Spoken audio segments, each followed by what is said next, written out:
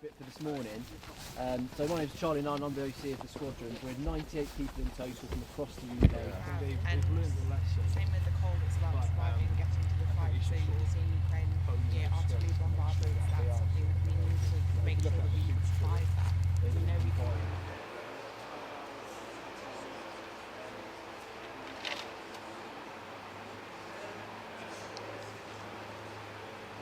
Oh yeah, on this cold weather course. Yeah. It's a bit of a grizz that, that one night.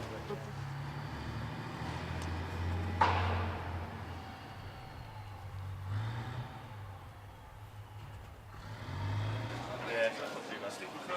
First rotation. Nice. Yeah.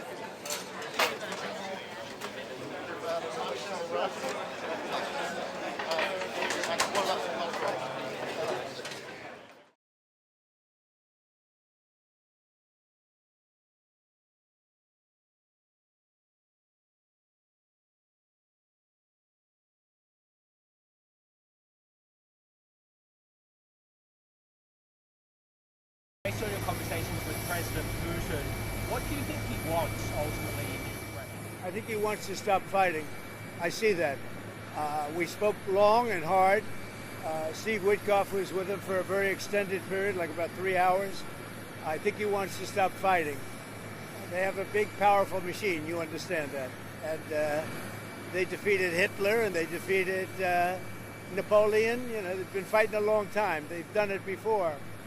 And but I think he'd like to. I think he would like to stop fighting.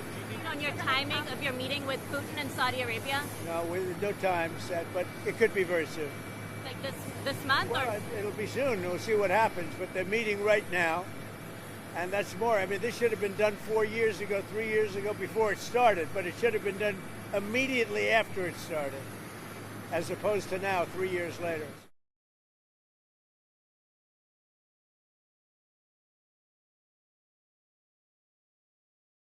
Over the course of the last decade, Britain's defence has been run down by our Conservative predecessors. It's one of many challenges we've had to confront since coming into government 7 months ago. On pretty much every front, we've had to grapple with challenges that, if even taken individually, would be big challenges on their own. If I think about my own role as Health and Social Care Secretary, state of the NHS, enormous challenge, could easily occupy the entire government turning that around.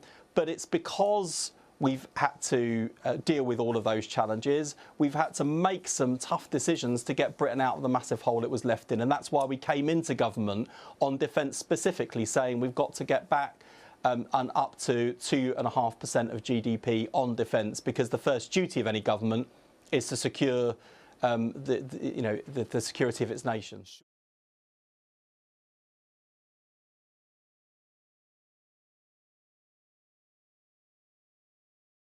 Overnight, an emergency summit of European leaders, which is coming next week, Sir Keir Starmer has said this is a once-in-a-generational moment for European security.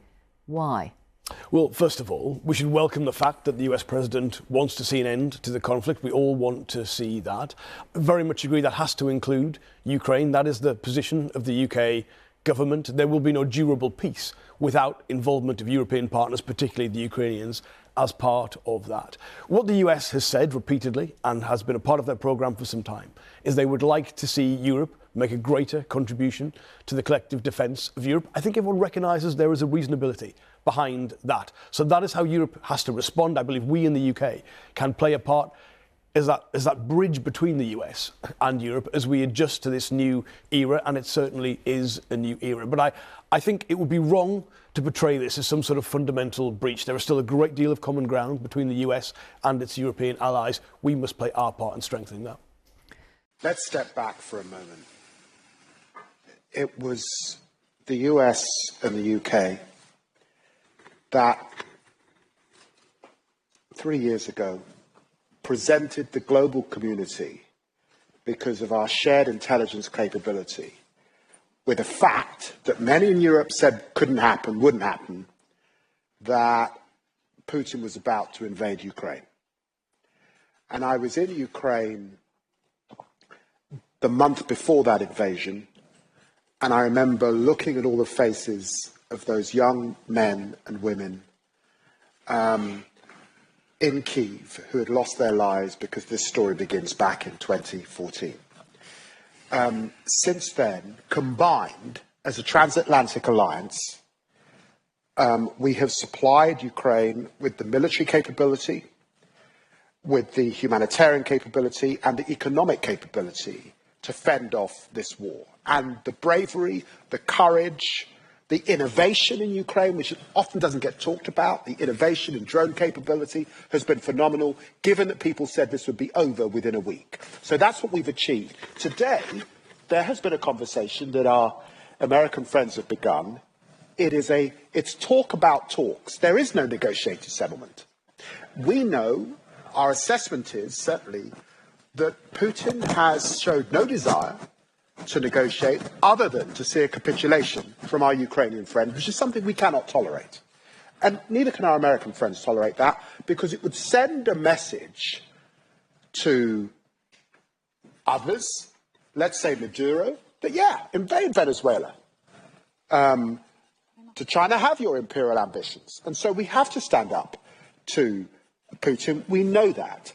The truth is, in that negotiation, the question is on what terms, one, and two, what are the security guarantees that ensure that Putin does not come back for more so that we have an enduring peace? And what we know, and it's a bitter pill, was that Minsk didn't work. He breached the OSCE monitoring exercise 20 times. It didn't work.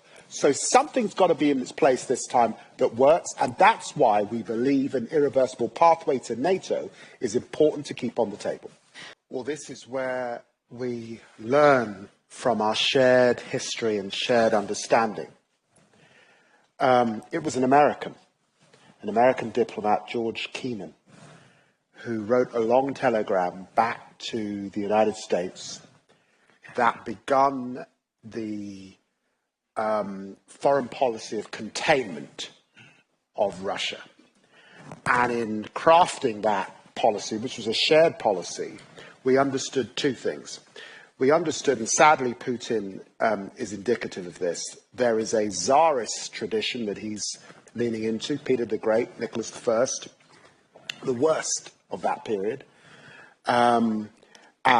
imperial in its ambitions, and there is a Soviet tradition. Let's remember he's a KGB agent, he's a man of deception, and in negotiating with him we have to understand that and relate to that. And of course what we know is it's usually war that stops that ambition. To the south, the Crimean War. To the east, the Russian war with Japan, and to the west, the Cold War. And we should be deadly serious about those imperial ambitions. And I said in the House of Commons, as someone whose ancestors faced down imperialism, that we have to be real about that threat, which is why Radek is right, and our American friends are right, and they've been right since Roosevelt, about European spending. And despite all that we have done, and it's now the case in Europe that we are spending 53% of the money on military effort is coming from Europe, 60% of the humanitarian aid is coming from Europe, but we will need to do more, because combined across our GDP, it's about 0.1%. We can do better and must do better over this next period if we are to face down Putin. And that's the basis on which we go into negotiations, understanding the sharp lens of history. Ladies and gentlemen, I believe in Europe, and I'm sure you believe too. And I urge you to act for your own sake.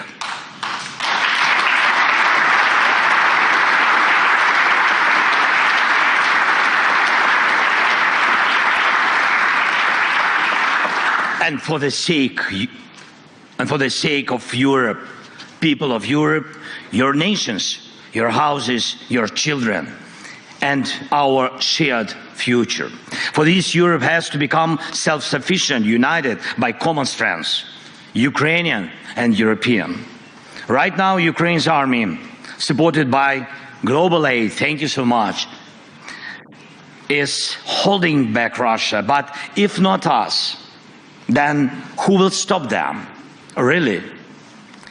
Let's be honest, now we can't rule out the possibility that America might say no to Europe on issues that threaten it. Many leaders have talked about Europe that needs its own military, an army of Europe.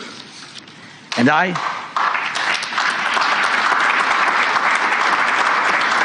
I really believe that time has come. The armed forces of Europe must be created. This is not harder than standing firm against Russian attacks, as we have already done. But this is not just about increasing defense spending as a GDP ratio. Money is needed, of course, yes, but money alone will not stop an enemy assault. People and weapons don't come for free. But again, it's not just about budgets. It's about people realizing the need to defend their own home.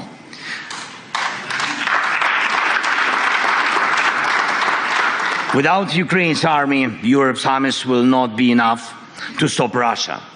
It's reality for today.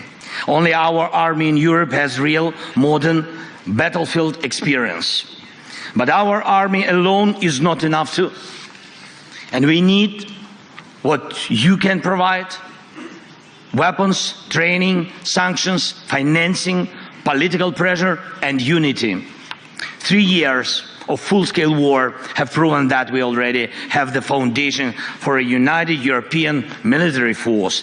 And now, as we fight this war and lay the groundwork for peace and security, we must build the armed forces of Europe so that Europe's future depends only on Europeans, and decisions about Europe are made in Europe. We don't need that. We need real success. We need real peace.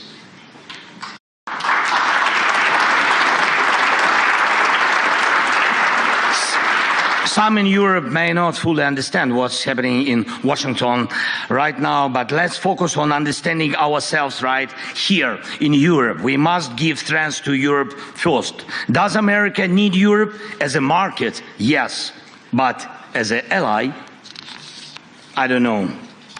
For the answer to be yes, Europe needs a single voice, not a dozen different ones.